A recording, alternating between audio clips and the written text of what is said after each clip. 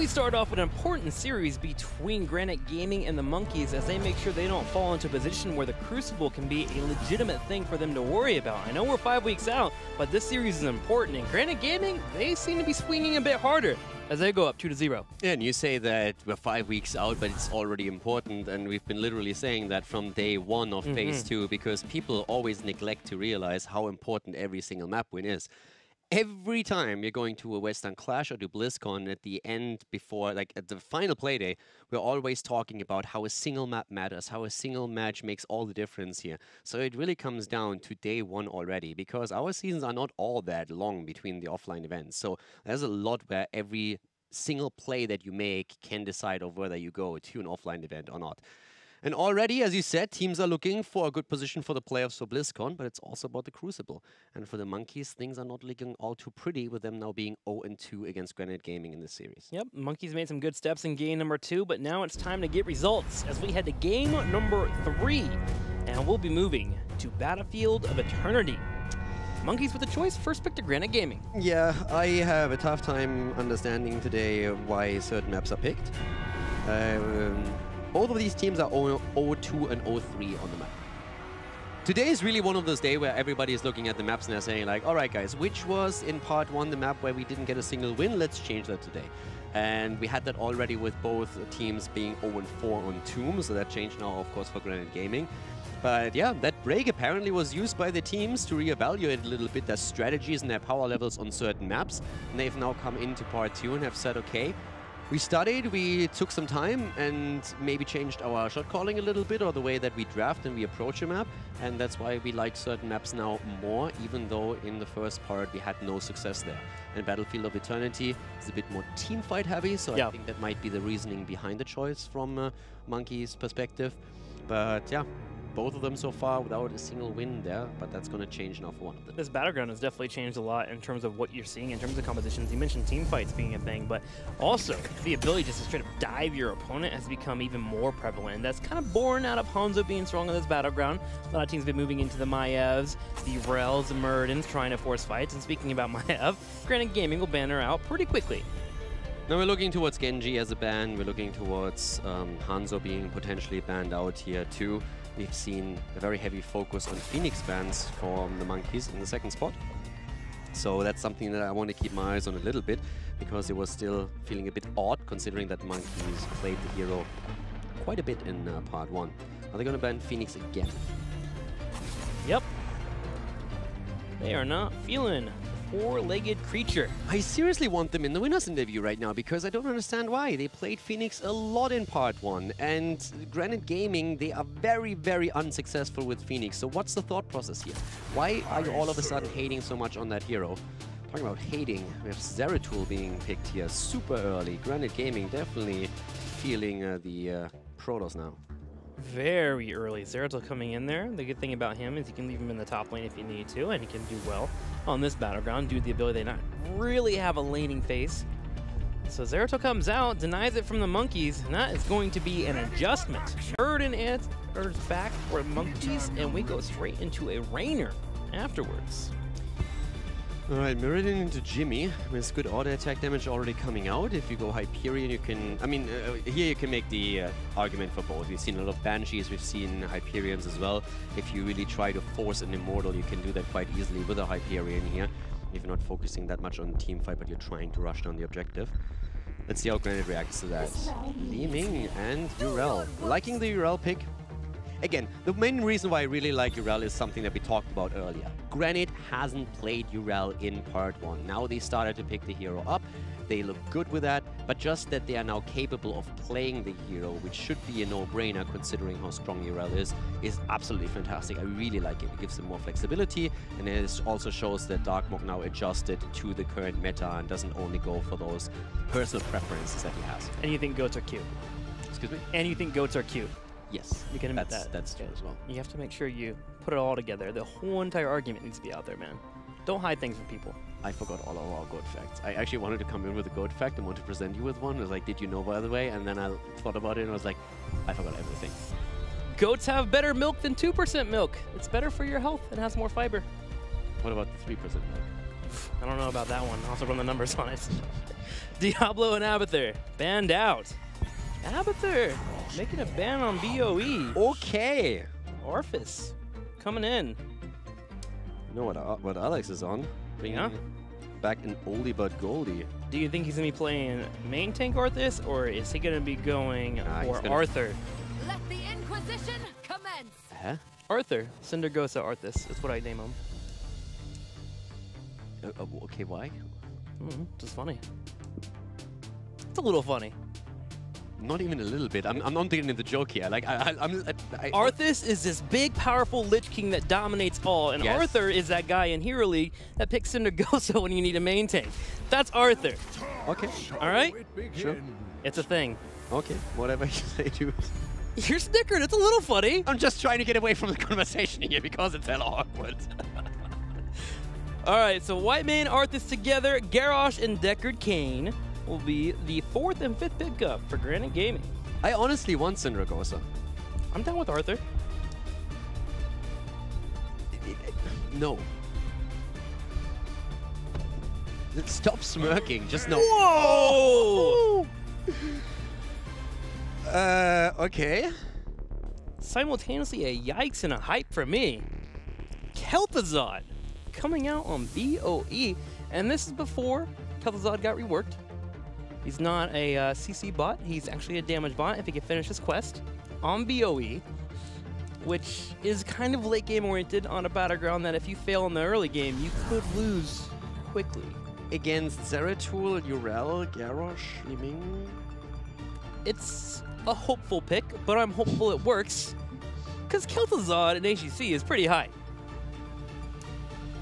Yeah. You're not feeling it. Not even a little bit. Not even a little bit. Not even a little bit.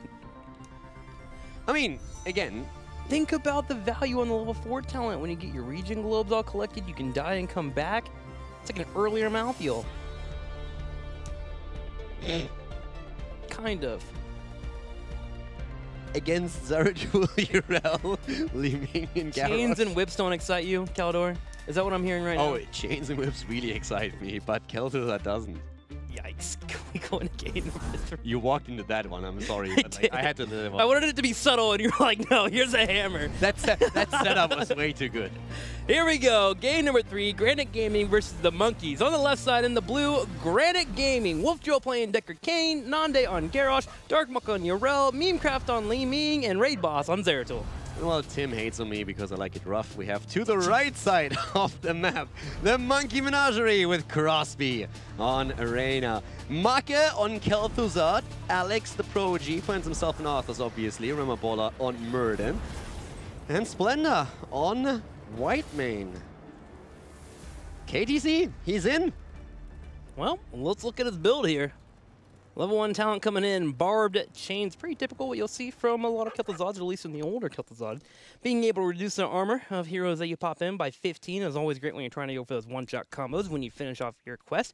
So we'll keep an eye on that. You'll need a total of 30 stacks, so you can gain 75% spell power, and that's when that one-shot potential can come online. If you get to that point, this hero can definitely make all the difference. Yep. I mean, the ACC also. We have Howling Blast after Stormbolt. There is definitely a lot of tools that you have where you can set up for a lot of Kel'Thuzad damage to come out. So that's definitely a thing. I'm just worried of Make ever getting there, because Granit Gaming knows that too, and they should be able to dodge a lot of it, and then just simply try and blow Kel'Thuzad up through the Zeratul, Li Ming, Urel combo. One of the things about a Kel'Thuzad team is that you got to make sure you protect him, but you also got to make sure you get off those combos. The issue is that in competitive play, whenever Kel'Thuzad is played, usually after he pops out a combo, they are going to all in on the target. And look at that. Make tosses out the chain. Here comes the flank, and we're having Raid Boss try to kill him, but boy, Splendor kept him alive. I love how Wolf Joe, the old man with Deckard Cain, was just running after Kel'Thuzad with a stick and trying to hit him. I got this. Yeah, and then at some point he was just like, oh, I think I'm all alone right now. I should probably back off here.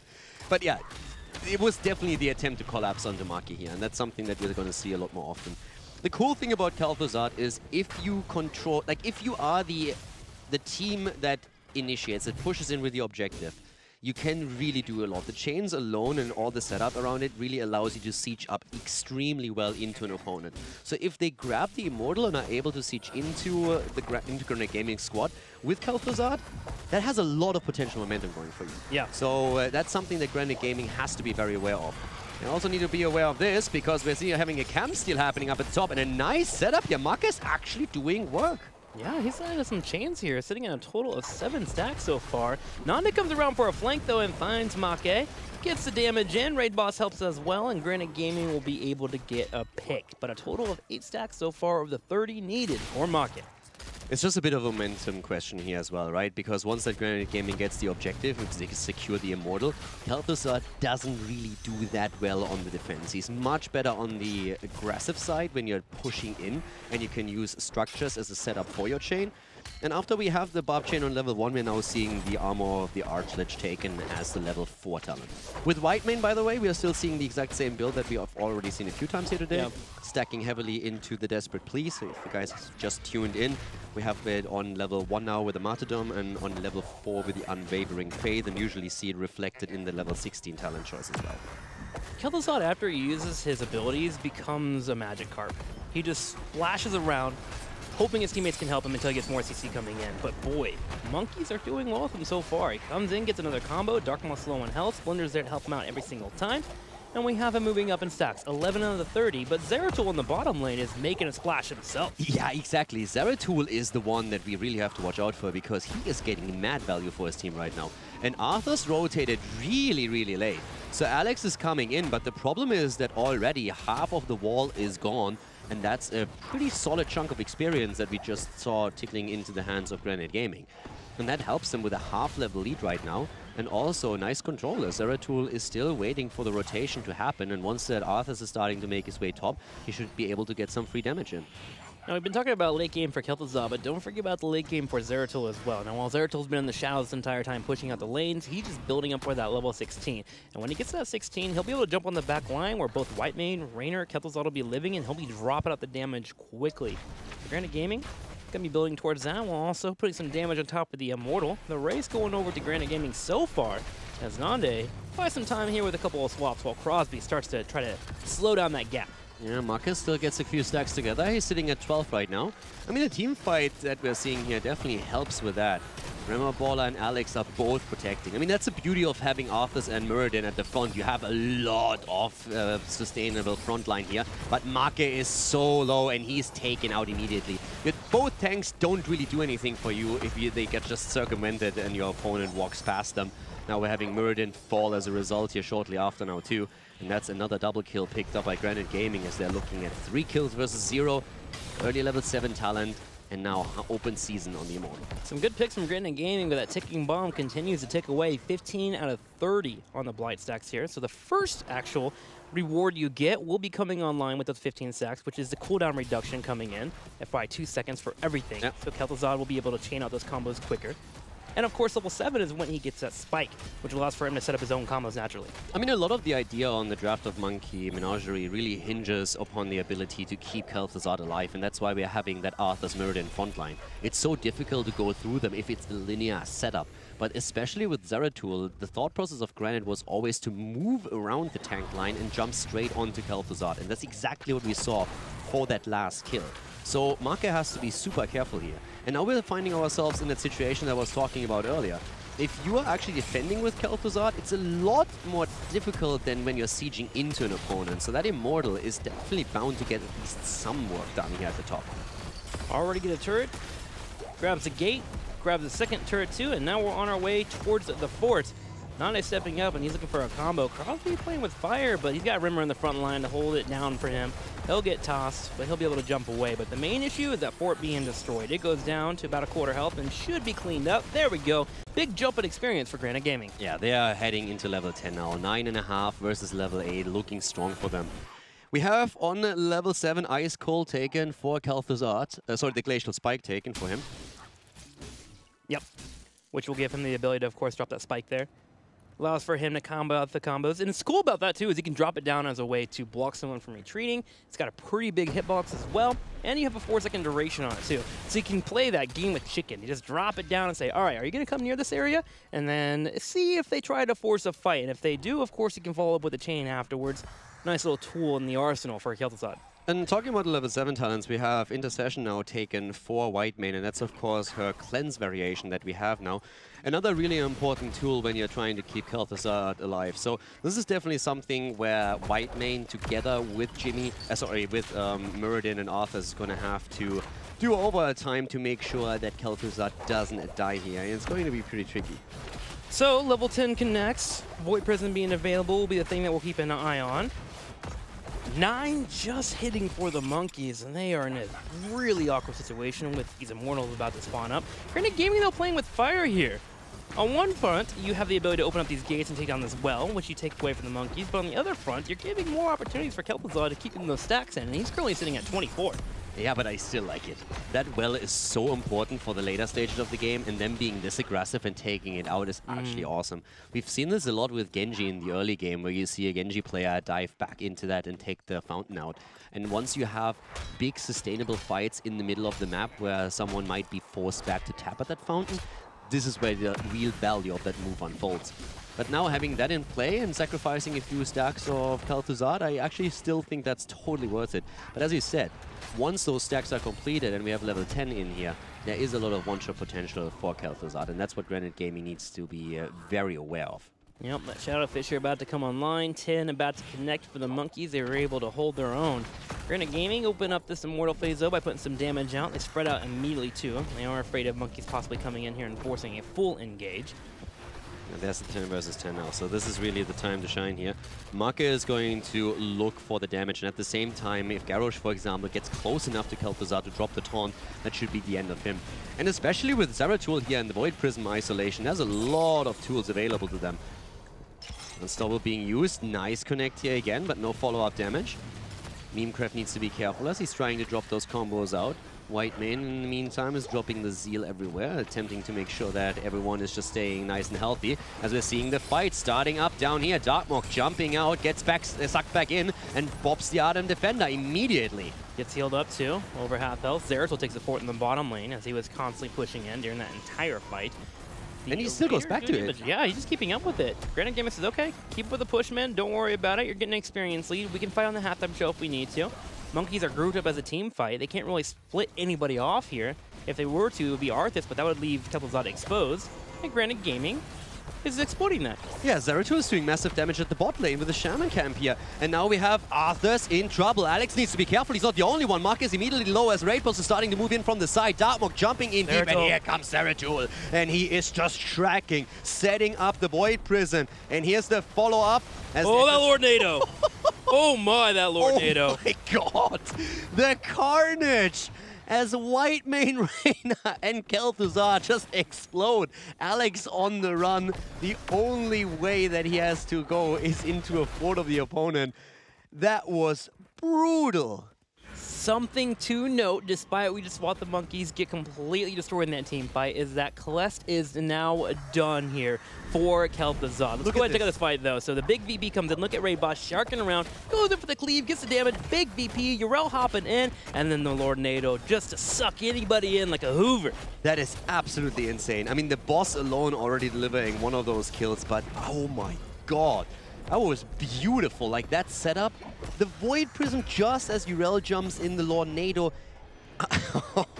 that was absolutely beautiful. That was one of the best executed combos that we've seen in quite some time. Granit Gaming just destroying the Monkeys here.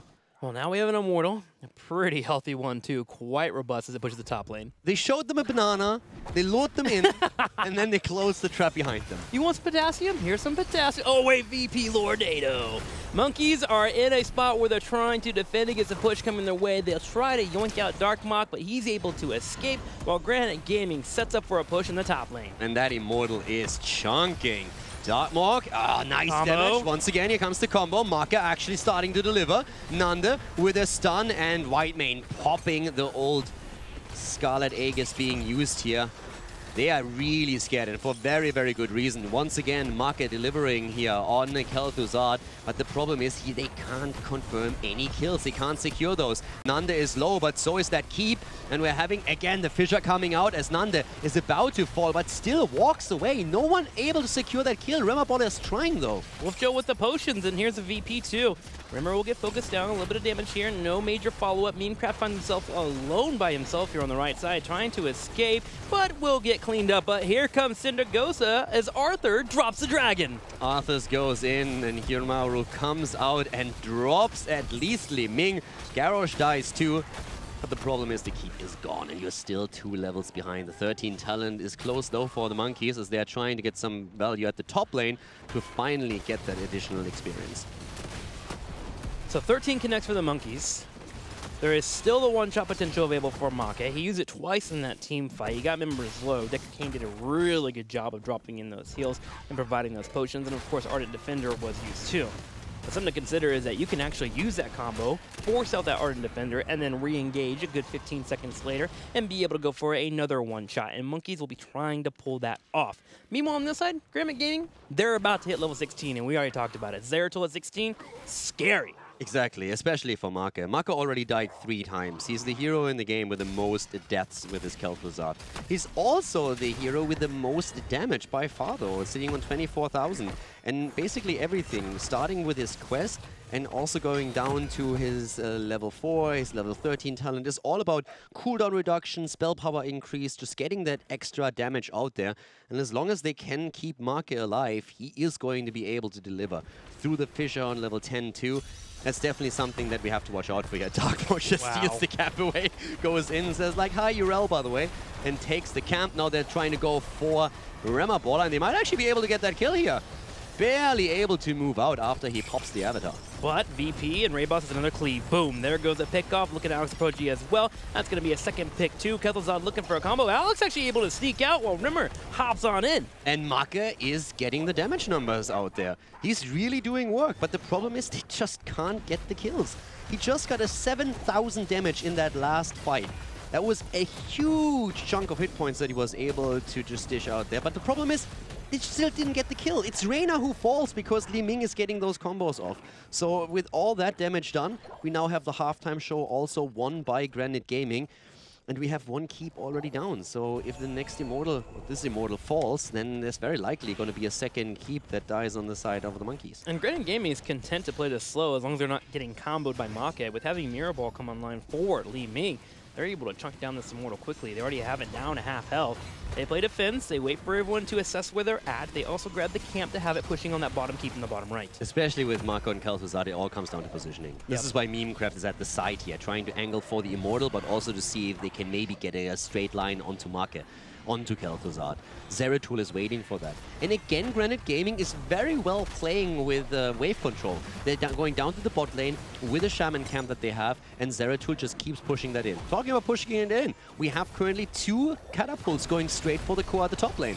Yep, they're already on top of the core, working on the armor. Monkeys feel like they have to fight here. They're going for a combo. They're going to hit the chain. At the same time, Make, however, gets destroyed in the back line. Raid Boss and the help of the Immortal are able to clean it up. Nande's low on health, but that's a Garrosh with 35 armor. He should be just fine. Yeah, and right now we're having catapults homing on the core again. The bot lane camp is doing tons of damage, going straight for the keep now, already before we're even having the Immortal secured. So Granit Gaming could very well just go straight for the core if they take the objective here. That keep at the bot lane is already falling. Yep, down to half health. Here comes Cinder Ghost from behind. And nobody. Feels like they thought somebody may have been hidden in the bush and we're trying to surprise him, but I think with Whitemane there, they were hoping for someone to actually go straight in and try to hit them. So I feel it was one of those Hail Marys. It's a trap Cindergosa, like, I don't know. Well, it's Immortal time, and Granit Gaming on the cusp of ending this series with a 3-0. Can the Monkeys find a kill? Oh no, Make overextending here, drop down the combo, but they do get Li Ming. Yeah, Li Ming goes down, so it's a 1-for-1 trade, but that Immortal is not going to stop anytime soon. It's already on the way, and the keep is about to fall here. Darkmok jumping out, but he is actually about to die. Urel goes down, and that might be the Monkeys with a chance of defending. It's not going to be easy for them, but this is still an early Immortal. The Keep goes down, and now it's time for the Core to take some damage, but the Monkeys have actually a small chance of saving the game, at least for the time being. Crosby has to be careful, though. Raid Boss is cleaning up. He goes straight for Splendor 2. Splendor! He gets the safety. VP popped out for Radar 2, and Granite Gaming will turn their attention to the Core, and it's starting to fall. This Immortal is healthy and ready to go. Here's Make, hoping to land a combo, and he will. There is one, maybe a second. Nande picked off 2. Raid Boss cleaves away, but the Immortal stands firm, and that is going to be the Core picked off as Granite Gaming goes up 3-0. Great job by Granit Gaming here. Definitely a bit of an experimental draft on the side of the Monkeys. High risk, high reward. If they can keep Make alive, then he's going to be able to do a lot of work. We saw that towards the late game, but at the same time, it was also very obvious what the downside is of playing with Kel'Thuzad. It's the survivability of the heroes. 5 deaths against Kel'Thuzad, and towards the end, Reyna even overtook him in the damage department. Yep, the weakness of after dropping your CDs, you have no way to really deal with your opponent coming your way unless your teammates can protect you. And it's hard to get to Zeratul, right? You can't blame his teammates for not being able to save all of that, right? It's too difficult for him to be jumping in with the wormholes and the spleets coming out. I was actually surprised more so than anything else that they picked Kel'Thuzad into Zeratul. You had Arthas with you, so I feel they had the thought, okay, Arthas is going to be able to control Zeratul to an extent. Yeah. But that was definitely a risk. Sure. To a Li Ming plus Zeratul, that felt like something where they maybe went into the draft. I mean, don't get me wrong, they picked actually the map. So I feel from the get-go, they had the thought process of, hey, we're going to pick BOE, sure, we have a Kel'Thuzad combo that we can use, and then all of a sudden Zeratul gets picked on the other side, and like, okay, that makes it a bit more difficult, but do we really have anything else here? And I feel they were already set on the idea of playing this, that they still followed through with it. And the setup that we had for Granite was just great. I mean, part of it, too, was Granite Gaming in their adjustment to make sure that they're not actually fighting in the middle of the map. They pushed the bottom lane out. They were making sure that Zeratul was being a bit of a nuisance. They were building towards the late game. They were content going that route, knowing they had a solid late game. Granite Gaming overall, when it came to BOE, just played this really well and make sure not to get one shot, which is the one saving grace that Kel'Thuzad brings in to a composition. They just made sure it never got performed fully, and that's why they were able to get the win. I like what you point out. I mean, we talked about this during the game, but every time we had the Shaman camp timed perfectly well on the side of Granite Gaming, and then they rotated, Raid Boss down, cleaved the wave, and even stayed there after they took the wave out if there was no immediate engagement on the other side. Like, normally what happens is you have a hero appearing on a lane, and the opponent's team immediately says like, all right, guys, it's time to go. It's a 5 versus 4 in the middle. Let's make a move right now. Monkeys didn't always do that. And so when they didn't make the move, then Zeratul just said, okay, I'm going to stay down here. I'm going to wait for the next wave. I'm going to take that out too. Even more value through our camp, and we take an experience lead on top of that. So they really controlled the map extremely well. Well, we have Nande here from Granite Gaming to talk about their 3-0 victory over the Monkeys. Nande, congratulations on your big victory day, continuing to do well on the tank role. I got to straight up ask you as we come out, the Kel'Thuzad pick in game number 3, how terrified were you guys of it, or did you guys figure that you have a game plan that could shut it down? Completely terrified, first of all. Thanks. Hey, guys. And yeah, when the Kel'Thuzad was locked in, honestly, blood was pumping through all the veins, heartbeat faster. We know that these guys have a lot of practice on that hero, so we weren't super sure what to expect with it, but we had to respect it and deal with it. Turns out it didn't do that much, so lucky for that one. How do you even prepare for a random pick like that to come out? Do you just as a team calm each other down? Do you change your game plan? I kind of want to get the thoughts of how you handle that once it gets locked in. Well, we were expecting some wonky picks to come out, honestly. I kind of joked in the draft already. We're going to have like a throwback to Cho'Gall like 1 year ago, or even longer, when we played on the Playing Ducks roster, that they, in the third game, picked Cho'Gall, and it completely backfired on them, and they bring out Diva sometimes on that map. So yeah, we did expect them to bring something, so we said, okay, it's a random Kel'Thuzad. It's not even the new version, so we're not that scared of it, and we just try to stay calm and play around it. And we didn't have very clean games today, but overall we won, so yeah, happy about that. Awesome. Well, over to Caldor. Well, you talked a bit about not having very clean games today, and I want to come back to one of them, to Tomb of the Spider Queen in particular. It felt that in the mid game, you guys lost your head a little bit. You lost a hero to a hook, and then you still stayed into a 4 versus 5. The next hook comes in, connects again, you lose another one. And then towards the later stages of the game, it feel like you guys calmed down and you just played it a little more disciplined, and then your combos come out where you have one CC after another, good horrifies coming in, setups with Blessed Shield into a silence. Was in the mid game, was that you guys panicking a little bit? Was that just what happened there? And how did you guys fix it and approach the late game with a bit more of a calmer state? I feel like it was kind of a snowball setup that happened because I think I didn't press Unstoppable one time on a hook, and then from that they got a chain and a kill situation on us, and so they got a couple turn-ins in a row on that. But I think Darkmog in the mid game made some really good plays on Maltail to get the counter kills when we got engaged, and later on, and Raid Boss with the fear setups was there to get the counter kills on Keltos. So in the middle of the game, we were like, okay, just calm down, we stop dying, we regroup. Even if they get a boss, which we thought they would do at some point, we can just defend and play late game. And we did, not play that game out very well. Of course, we should have snowballed it harder, and we didn't do much with one turn in. But yeah, we stick to playing calm and didn't win in the end with a good fear on Keltos in mid lane. You guys were really, really close of making it to the Western Clash. There was always an option, at least, until the last play day. So now with the victory over the Monkeys, you also made sure that you are very, very far away from the Crucible. I guess there's still a theoretical chance that you can fall down there. But what's the realistic goal for you guys now when you're looking at part 2 of phase 2? Well, our main goal, like we said from the start, is we want to avoid Crucible. That's the most important thing. But then I think we do have a lot of potential, which we already showed. But we also can see that we have a lot of things still to fix, a lot of issues to fix. The first phase of this season was a big learning process for us with the roster, or with the new roster, and with the role swap that we made in the middle of the season. And like the last 2 losses against Liquid and Leftovers were pretty rough on us, I would say, and a rough lesson for me to learn on the new role as well. So as long as we just keep improving and working on our mistakes, and we have a good atmosphere to do that with, I think that everything is possible. And our goal is just approach every season or every match, with a clear mindset and try to do our best and win and see where it takes us. It feels like you guys hit a massive, massive power spike once that you made actually the switch in roles. We talked about this already a little bit in part 1 of phase 2. But just coming back to that, how comfortable do you feel currently on the tank position, and why do you feel this was such a big impact on the results that you guys have as a team? Well, I do feel comfortable, but I'm definitely not yet where I want to be. And I think it was a good change because it kind of complements a bit more our personalities, how we interact and have a good dynamic in the team with each other. And playing around a bit more, we're playing a bit more around vision than before, and the hero pools are kind of fitting a bit more. Even though the heroes that I especially disliked now, Chromie, for example, is gone from that drawer. But yeah, I think those are the main reasons, like just having a bit better team dynamic, and Raidbus is making good plays on the range drawer, so we're happy with how it's going right now. All right, thank you very much. And yeah, looking forward to the next games that you guys play in the future, and good luck for them. Thank you very much.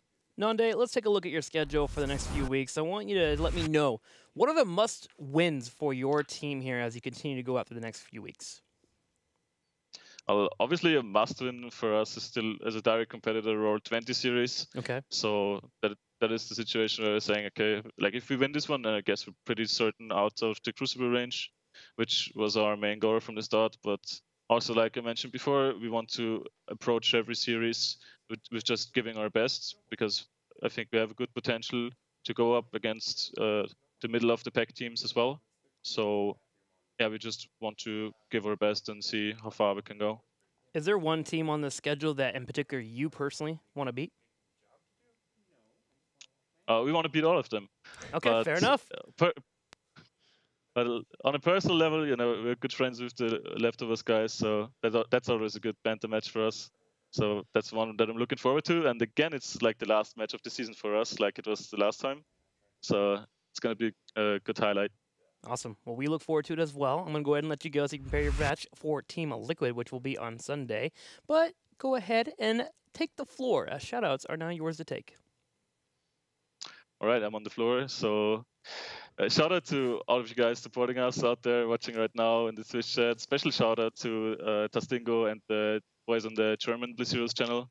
Thank you all for the moral support that we get from you guys. It's amazing. Big shout out to Granit Gaming, our sponsor, and big shout out to my teammates for performing today. It wasn't as clean as we would like it to, but we'll definitely work out everything and do better in the next time. Congrats to Granit Gaming as they get a 3-0 victory over the Monkeys today. But that attitude is definitely something that we enjoy seeing here in the HGC. Hey, we may have gotten a 3-0, but it was not as clean as we like. Very German. Very German, yeah. This wasn't perfect. This one it is not satisfactory yet. Caldor and his efficiency, man. This guy is so okay. Why am I telling you this story? This guy is so efficient that when I come to pick him up in the morning, he is at the bus stop 7 minutes before the planned time to actually pick him up. He just stayed on the corner, ready to go. This is literally like I mean, stereotypes are there for a reason to a large part, right? So there's always a kernel of truth. And basically, every German that I know, when you arrange a meeting at a certain point, a German is going to be there 5 minutes early. That's just how you do. Yeah, no, that's true. That's great. I mean, that's at least, it has been very true not only for me, but for most of the Germans that I know. I mean, it's a good trait to have, that's for sure. Yep. Well, guys, we are done here on this Friday. We'll be back tomorrow with more HGC action. But until next time, enjoy HGC North America.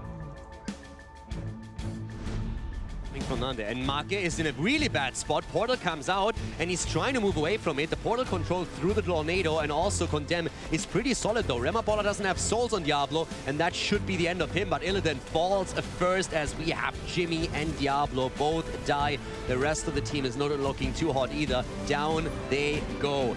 All 5 taken off the map. And be the target. She is pulled back. She still has her Iron Skin available. Can turn around and drop that Blessed Shield. Here comes the Condemn. Minecraft afterwards comes up and steps with auto attacks in. Yeah, there's the roots. Nande is about to go down. Can they get a counter kill? Yes, they can. Down goes Deckard Kane. Side of Granit Gaming's mid-key, but outside of that, we're just waiting for that first kill to happen. They can't snowball it all. And the one talent that we don't normally talk about with Junkra, hang on, actually fight in the middle as Urel is going to be taken out. Rimmer trying to kite away. Darkbot wanting to move in with a chase, goes in, tries to slow him down a little bit, maybe go for a body block, but it has to be a little wonderful as he has to be careful with the low amount of health that he has. And that's the setup. Horrify! The Horrify is in. That's the second kill. And this is exactly what we've been talking about all game long here. And now we have Arthur's in trouble. Alex needs to be careful. He's not the only one. Mark is immediately low as Rapos is starting to move in from the side. Darkmok jumping in deep. And here comes Zeratul. And he is just tracking, setting up the Void Prison. And here's the follow-up. Oh, that Lord NATO. Oh my, that Lord NATO. Oh my god. The carnage as White Mane Reina and Kel'Thuzar just